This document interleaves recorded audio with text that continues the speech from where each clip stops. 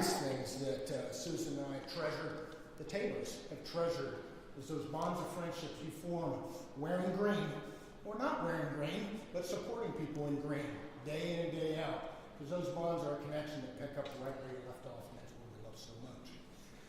So, our pastor, Susan and I attend the First Baptist Church of Alexandria, and our pastor retired after some 40 years this last December. And he gave a very inspiring, inspirational parting sermon that actually helped me, even thinking about this day, frame my remarks. He organized his sermon into look backwards, look in the mirror, look forward, and look to God. And so I thought that was very poignant. I decided, you know what, I want to try to do that. I want to try to organize my remarks that way. So first, looking backwards. I'm at the end of 30 years with one chapter and much more to go. There's a lot to look back on. General Martin shared some of it, and there's so much more. My family, we grew up in the Army. As I've often said, I've been in the Army for 52 years. Usually when I'm telling that to young soldiers, they do a double take. Whoa, I have to be in this for 52 years? No. I was born into it. This was a calling for our family. It's in the blood. My brother and I got to see servant leadership modeled every day, and my father and my mother. Every day. We served in 15 different duty stations since I was born, in 18 different homes. In fact, at one point, at that National Training Center you heard General Martin talk about, where I got to know the Martins, two snot-nosed high school kids were told, hey, come with me at 4 a.m. 4 a.m.? What happens at 4 a.m.? Climb in a Humvee, we'll put a little Army jacket on you, and we'll take you out in the box. And Dad drove us out on a blustery, those of you who've been in TC rotations know what a March morning at 4 a.m. is like. A blustery, chilly morning at NTC, out to watch a motorized rifle regiment attack. And we stood atop Brigade Hill and watched the class of 4th ID and the elite 32nd Motorized Rifle Guards. 11th ACR wasn't there yet at that time. And so Kurt and I think, already were inclined to military, but we got hooked. We got hooked that day. Now, what you may not know is Kurt and I are both tankers, and my father is a mechanized infantryman. And so I've told him for years, Dad, I know it's kind of tough seeing two tankers in the family because there's that good-natured rivalry in the infantry armor, but it's all your fault. And he's like, what do you mean it's my fault? Should have taken us out to Brigade Hill to watch the Mass Tactical Airborne show, and we would have hooked on infantry. But anyway, and Dad is quick to say, no, I'm totally proud of you boys. And by the way, we still are the boys. We're both above 50, but we're still the boys. So proud to be it. Dad, thank you for teaching us day in and day out, both in uniform and at home, what servant leadership looks like. You are the one who molded and shaped Kurt and I, and we are what we are today in no small part because of you.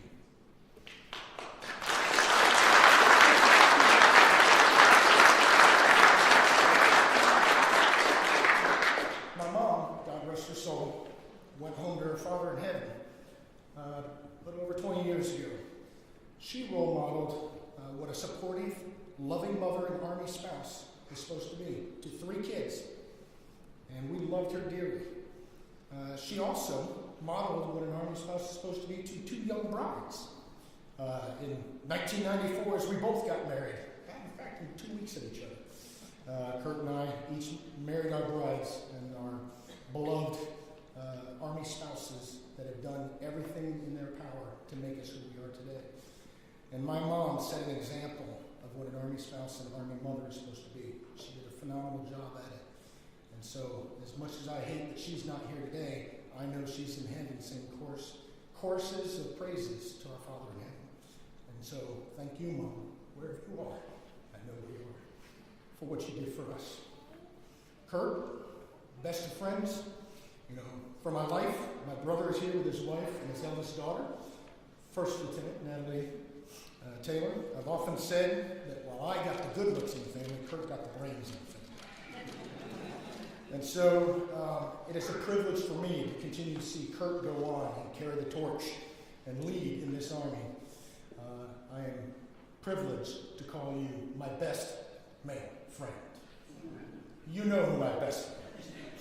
So thank you for joining us today. Taylor's all the way from California and Texas. I've privilege to serve with friends, mentors, classmates, peers, soldiers, many of them represented here today. I'm going to call a few out. And so my path, once I got into the academy, started at West Point. And Jay Mohan, sitting back there in the back row, actually hosted an Officers Christian Fellowship Bible study that I attended with some of my friends. You know, Paul Robine there caused me to defect from the Navigators, much to the chagrin of another ministry who was there at West Point, to OCF, and I've been part of OCF ever since. Paul right now is a key leader in OCF, leading ministry. But Jay Mohan actually hosted the Bible study where I met Susan, my wife-to-be of 28 years. So, Jay, I owe you you and Nancy a deep debt of gratitude for that. Now, some might say, wait a minute, Susan was a West Point kid? No. Susan was not ready to be a kid. She was actually coming up to West Point to visit some dear friends of ours, college roommates and friends of hers. Also have dear friends, classmates here. So, John Roper, Clark Lindner, and Paul Robine, thank you for joining us today. You honor me with your presence, the brave and the few, here today. What's more is Paul and I were probably we were closest of friends at West Point. And there were many times when I sat in a certain coffee shop in Grant Hall, if I recall, chatting with Paul and another friend of ours, a couple of friends of ours, talking about this 100th night date I had, who I was trying to persuade to take it to the next step, be my girlfriend or whatnot. And there was a little bit of reluctance there. It took a little persuasion. I had to break down a will. But Paul was the one that talked me into it. We referred to it, the book on the shelf, to hang in there and stay with it. So Paul, I owe you a debt of gratitude. These many years later, for my 100th night date to become a long-distance girlfriend, eventually a fiancé, and then a wife of 28 years so far. Many more to count. Second, we have friends from many different stations, duty assignments at Fort Hood, Texas. Mike West. I saw you, Mike. Where are you? There you go. Got you.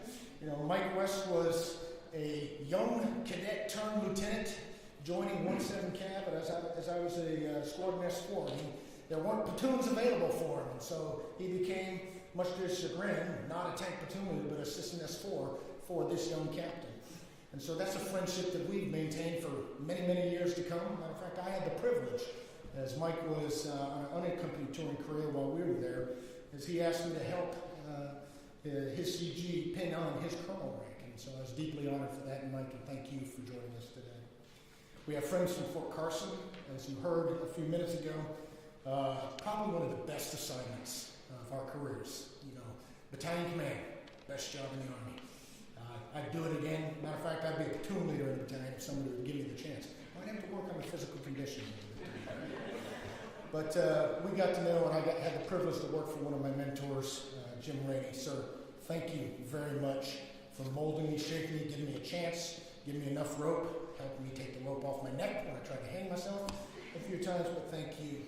Also the Hosies, who have traveled down for Carlisle, thank you so much. Our next door neighbors there, we're on different rotation cycles, deployment cycles, and so we kind of looked after each other when one of us was in the sandbox across the ocean. But thank you so much for coming to this ceremony. You know, we have dear friends, many that couldn't make it today, from the Silver Lions and from the Iron Strong family, and we stay in touch with them. Those bonds transcend time and duty stations, and we'll continue to stay in touch with those folks. We also have friends from the War College, the Warrens. I saw you all here. You know, the coolest coastie I know.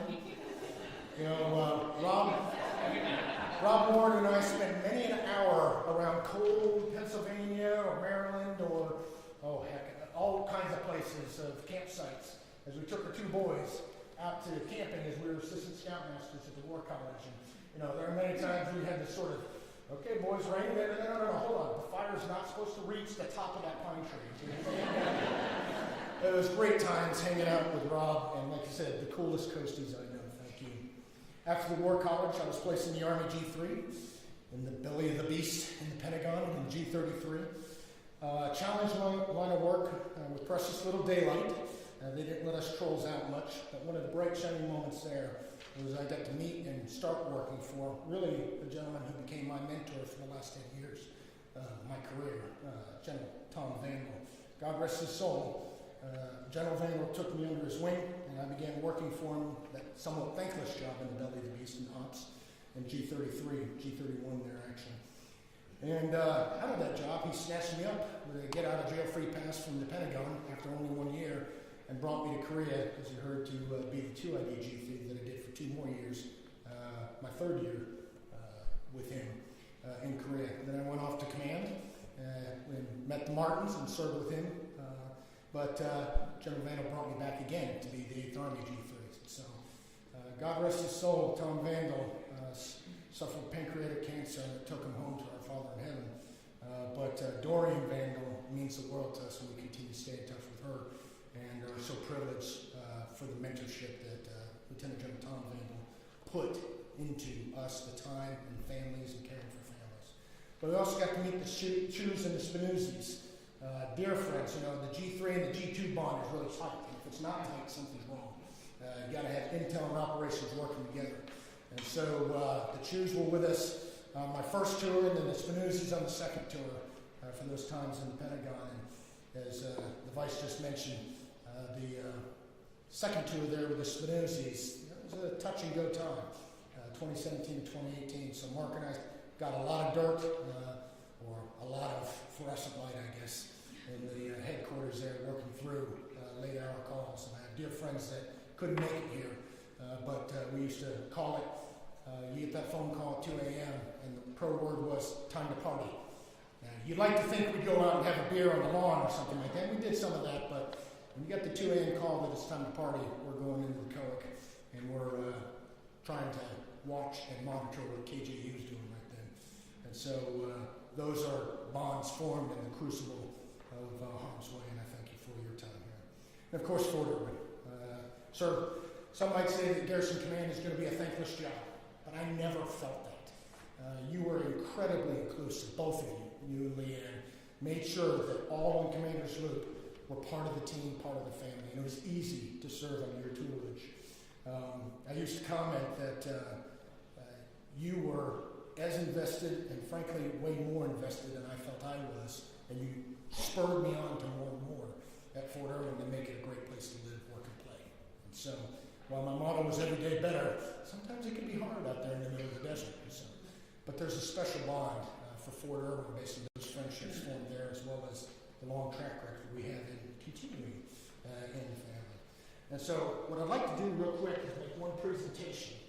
So something you may not know is General Martin, besides his character flaw of being a big Blue fan, cared deeply about the community. He kept telling me, Scott, I want to know what we're doing now to make this place a great place to live, work, place. We've got to attract talent.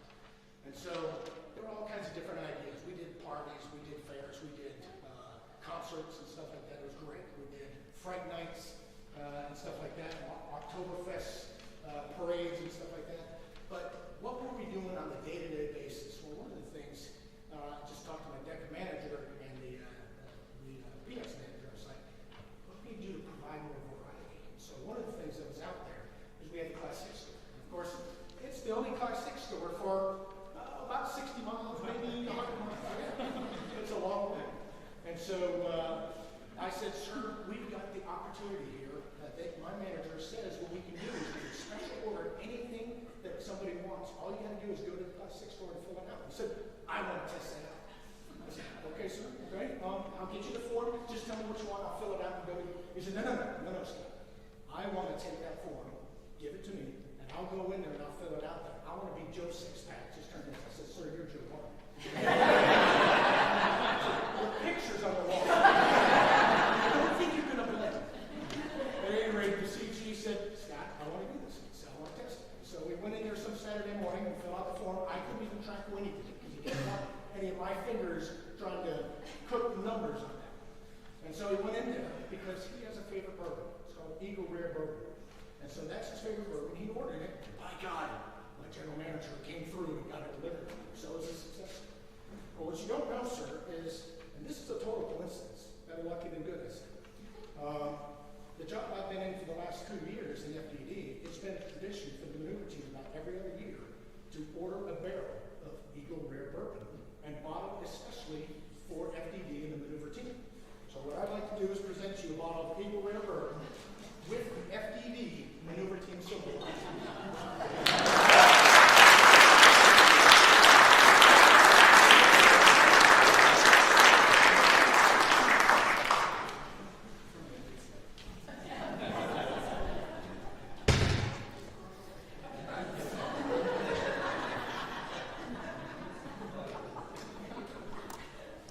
So continuing on, Garrison Command was like jumping in deep into the pool. I'd never been a city manager. I figured it out, and I had a lot of great friends, civilians, two terrific command sergeants major, Daniel O'Brien and Carlos Esmiria, who took great care of me, a deputy, Craig Fabrizio, who took great care of me and made it possible for this knuckle-dragging tanker to figure out how to run a town.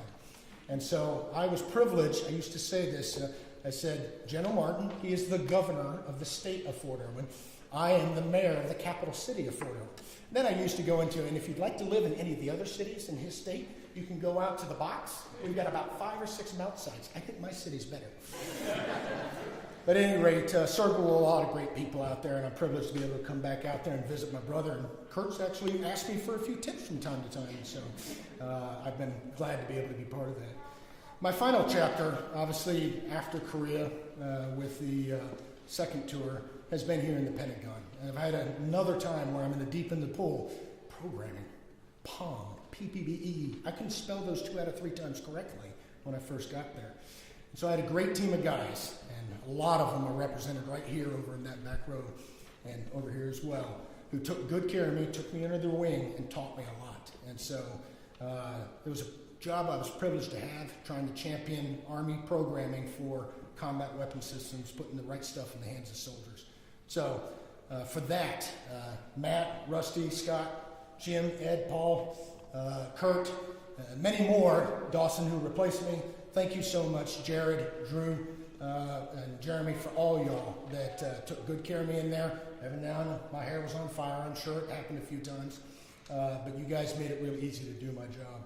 Likewise, General Peterson and General McCurry, thank you so much for giving me a lot of rope and then helping me take the rope off my neck if I got a little too harried. And so, and actually what I'd also like to do is take a moment here. I've got, as a dude who's been training with industry for, I've been in sabbatical for about 4 or 5 months. It'd be real hard to put on this ceremony if I didn't have some very caring people like Rusty, Jared, and Drew that helped put on this ceremony, as well as Greg and Dexter and the team from the Vice's Protocol Office. So please give me a round, or help me give me a round.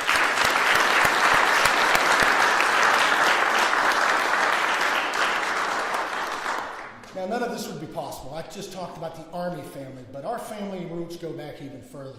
We are privileged to have stayed in touch with extended family that are Susan's college roommates that have looked after us, stayed in touch no matter where we are. I'm trying to see something. There you go, right there.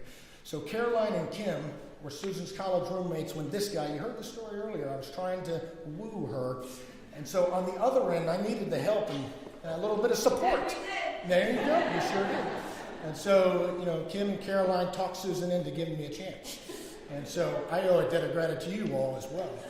I also spent the better part of, I don't know how many hours and miles driving my little Eclipse from Fort Knox up to Penn State when I was dating her, when I was a young lieutenant going through the basic course.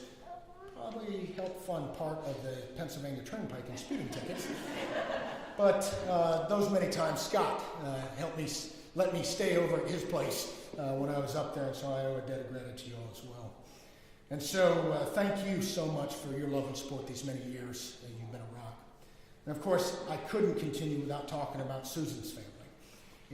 Carol Beth, thank you so much for giving me a chance. Frankly, there was, I don't remember what month, it might have been June of 1993, that I had to make a phone call home and was trying to ask Lou, God rest his soul, for his daughter's hand in marriage. And so Lou started asking me a bunch of questions, as a doting father should and would, and I probably will at some point if I get the privilege to talk to somebody. No. He may not give me that chance. That's what I'm saying. That's kind of the fading tradition, I'm quite certain. But if I'm given the chance to talk to that young man before, I may do some of the same things Lou did to me. But what I know is Carol Beth was in the back and said, Lou, stop, Lou, tell me yes. So, it doesn't hurt that she brought home a young man in uniform. And so I was kind of clean cut until that one day I decided to wear an earring, a fake magnetic earring to mess with Lou's mind. I may have lost a little bit of traction on that one. But Carol Beth, you've been a rock for us. You've stayed there supporting us, traipsing all over the world. At times, taking care of our kids on one side of the planet, Penn State. We were over in Korea. Kids came home, and Carol Beth and Lou took great care of our kids. She also took care of our dog, our fur baby, for 2 years on that second tour because we weren't so sure it was a smart idea to bring a dog to Korea during those tense times. We might have had to lose the dog in that sense if there was a neo. And so, Carol Beth, thank you for looking after our kids as well as supporting Susan and I wherever we are on the planet. And of course, Mark and Tracy, thank you so much for supporting us wherever we are. I look forward to when we get closer to y'all, spending a lot more time getting to know Tracy. Thank you so much for all your help recently, as well as what you promised to do as a tighter family as we go into the future months here. And so we've had a rich and rewarding time, a rewarding career these last 30 years. I would tell you I can kind of divide my career into 3 chapters. The first 10 years were kind of focused on rapid deployment at 24th ID, and focused on Europe, OC time and home fellows and whatnot. My second chapter, of course, like most, was focused on Southwest Asia and Iraq, 3 tours there in Iraq. But really, the last chapter has been kind of focused on the Pacific. And we've had a very rich and rewarding time, and we are grateful for that. As I said, I've been in the Army for 52 years. I've had tremendous friends and family of the world over, and I have absolutely no regrets. I've made it to 51 countries so far. I told Susan actually, that I want to get to 100 before I die. And so the Army got me halfway there, a little bit more, and we're going to go and travel the world. Many more chapters ahead of us, sweetie. Many more chapters. Matter of fact, at the time I told her that, we were sitting on a little cruise ship in Ha Long Bay in Vietnam on a 4-day weekend, something like that, out of Korea. Great opportunities to go see the world and so much more to see. And so I have been very blessed with that time. And so at this time, I think it's important that I take a moment to recognize my kids and my family, but I'm going to save that for the next chapter. I'm going to save that for the looking forward chapter. At this moment, going to the next one, you remember what I said, it's looking in the mirror. The man I've become, the growth, the countless mentors, friends that led me and shaped me, gave me tremendous opportunities. I look in the mirror now knowing that the character, values, and discipline I have, while it began at the knee of my mom and dad many years ago, it absolutely was honed and sharpened by the institution that I had the privilege to serve for 30 years, 34 if you include the formative years at West Point. I love how the Army has shaped me and molded me, and I am grateful and will always be grateful for the opportunities to learn leadership, lead men and women in peacetime and in combat, as well as the deep and lasting friendships that will continue well beyond this end of our current chapter. I am today with the Army, countless mentors, peers, and soldiers, and family members who have supported and molded me, have made me. Looking forward, what retirement means to me is more time with family. And so, most people that know me and know me well, I'm a fanatical Duke fan, much to the chagrin of my wife, who's a UK fan from her family roots. And so Coach K recently retired, as you probably know, a fellow classmate, a few years separated, about 23 years separated, class of 69. But I have always followed avidly Duke basketball and love it. Well, Coach K in his farewell remarks did a really good job. One of the things he said, and I thought it was pointed that I had to repeat it, it's not about Duke, this is about the way he said it, I thought it was so well. He said in his farewell address that he loves his family more than basketball. But he also loves basketball. But what made it so great about the life he got to live and what made it possible is that his family also loved basketball. So he got to share his 2 great loves because they supported him. So if you just take the word basketball out, though I do like basketball. Okay? If you take the word basketball out and insert the Army, I have 2 great loves, you know. I love my family deeply, but I also love the Army. It's been part of me, it's in my blood. There's dirt in my blood, and I love it. But you know what? If my family had ever asked me or told me, this isn't working anymore. You need to quit this thing. Yeah, I would have quit the Army. You know, heartbeat. I used to say all the time in the other uniform, this is forever, this is temporary. Whether it's 30 years temporary, the Army is temporary. And we hang up our spurs and move on. But my family never once asked me to give up the Army. They supported me unquestionably in many different assignments, many different places. And so, to my family, thank you. You followed me to 16 different duty stations and 18 different homes. And I promise, we'll try to slow down a little bit. Okay? So Courtney and Matt, we call them the kids.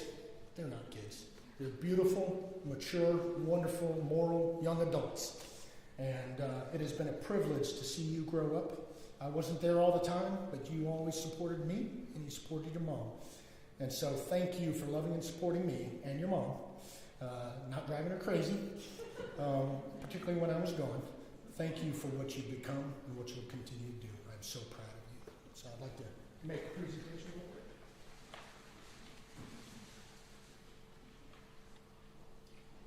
And so there's a little rule here that you can't bring flowers into this building as a way to comply. So these are actually wooden flowers.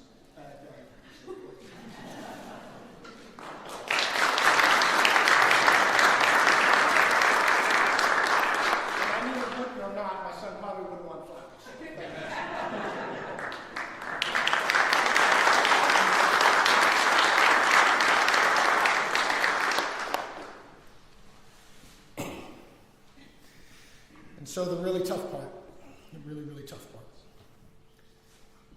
My bride has been with me for, 29 years. No, more than that, 31 years. As I mentioned, we met at a Bible study at West Point. It was a little touch and go early on. So, as a matter of fact, I gave a certain speech at a particular time. It was relinquishing of command. Actually, the Hosie's in, the Randy's got to hear it, my family got to hear it. And I may have said the words, trying to refer to my wife's trip up to West Point when I met her, about she came to West Point for some man flesh snake. What I was trying to convey, jokingly, trying to lighten the mood so I didn't bawl like a crazy guy there, is that that she was coming up hunting for a husband. But anyone who knows her knows she was not looking for a husband. She was not. She's an avid history buff, history major at Penn State, and she was coming to West Point to get to see some of that Revolutionary War history. But baby, you got a husband out of it. You got a husband out of it. And I'll tell you what, you got to see some of that history. And in the end, we got so much more history that we've gotten to see over these 30 years traveling all over the world. And in the next chapter, we got a lot more history to see too. And so I look forward to that. You've been my rock. You've been my support. I told her earlier that writing out the words was just as hard as saying them. Got choked up, believe it or not, in a Dunkin' Donuts back room, trying to write these the other way. Strange place to write your remarks. But Susan has been there every step of the way, my loving supporter, #1 fan, and just somebody I idolize. So thank you, sweetie. We got a whole future chapter to dig into. So this is one chapter, but there's so much more history of our own to make. So thank you, sweetie. I can't imagine doing it without anybody else.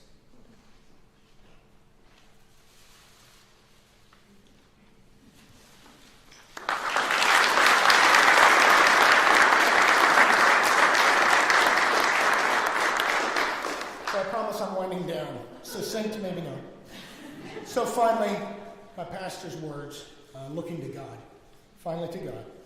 God has so richly blessed me in this life of service in the Army, and I'm confident that He will also guide and bless me and my family in the years ahead as a soldier for life. You know, they say old soldiers may never die, they just fade away. And while these words are true, as one chapter closes, another one begins. And I know that God has so much more in store for me.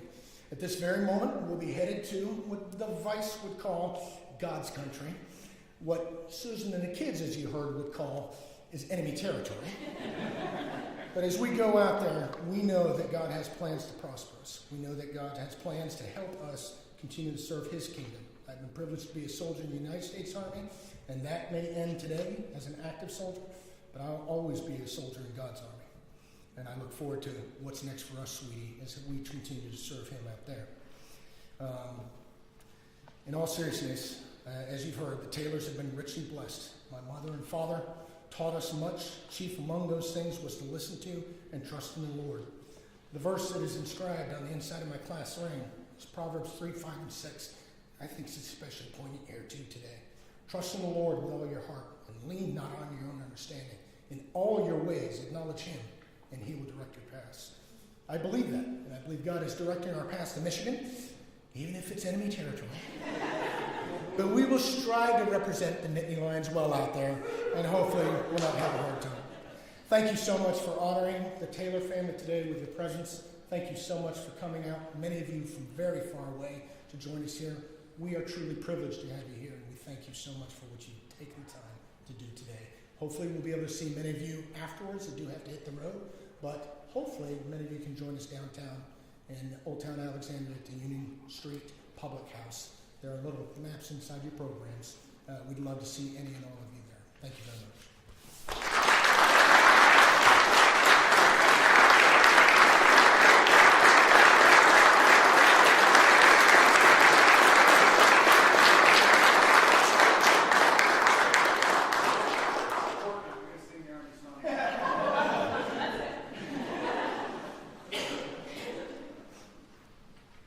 Ladies and gentlemen, please can remain standing.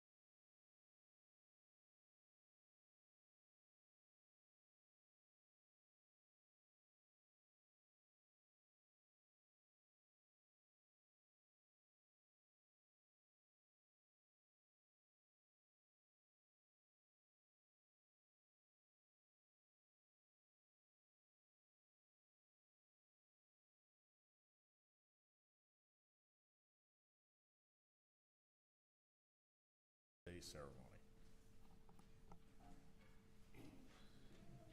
If you would, ladies and gentlemen, move from your